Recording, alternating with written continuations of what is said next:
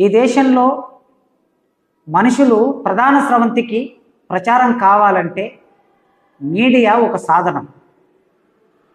నిజానికి భారతదేశంలో వార్తాహరులు మొదటి వ్యక్తులు ఎవరు అంటే మాదిగ వాళ్ళే.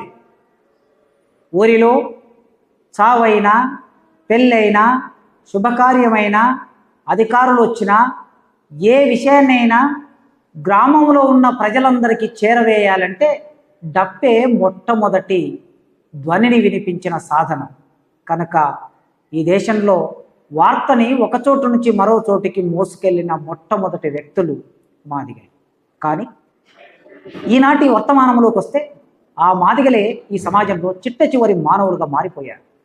వాళ్ళ గురించిన చరిత్ర, వాళ్ళ గురించిన సాహిత్యం, సామాజిక రాజకీయ ఆర్థిక అంశాలు ప్రధాన స్రవంతిలో, పాఠ్యపుస్తకాల్లో, రాజకీయ విషయాల్లో చర్చనీయాంశంగా